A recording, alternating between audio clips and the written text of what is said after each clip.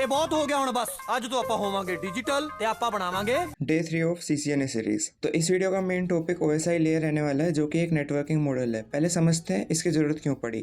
Network model basically एक structured blueprint होता है जो डिफाइन करता है नेटवर्क में कम्युनिकेशन कैसे, किस ऑर्डर में और कैसे डिवाइड होगा। सिंपल वर्ड में नेटवर्क को ऑर्गेनाइज करने का लॉजिकल तरीका।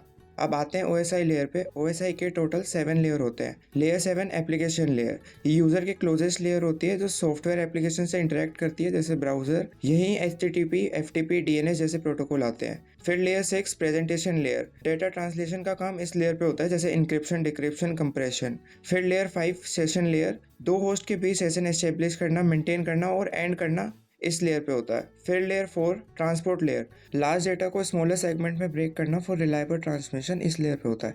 होस्ट टू होस्ट कम्युनिकेशन होता है इस लेयर पे। प्रोटोकॉल जैसे TCP और UDP इस लेयर पे वर्क करते हैं। Then third layer network layer, यहाँ आता है लॉजिकल एड्रेसिंग यानी IP एड्रेस। इस लेयर का मेन काम है routing, path selection and packet forwarding का।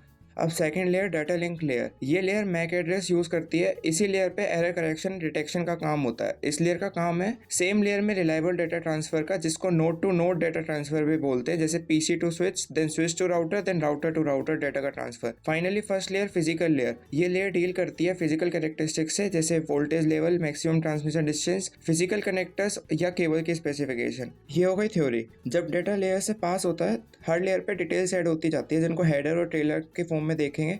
इसको इनकैप्सुलेशन बोलते हैं। और रिसीविंग साइड पे डिटेल्स को रिमूव किया जाता है, जिसको डिकैप्सुलेशन बोलते हैं।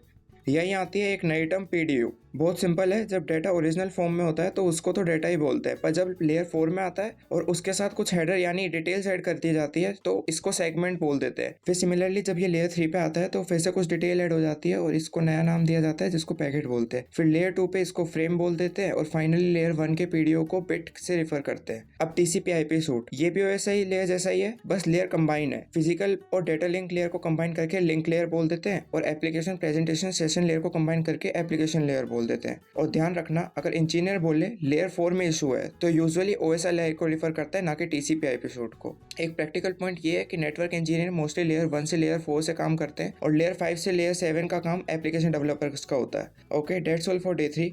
सी you in next video. Till then follow and share with your network पगलू दोस्त।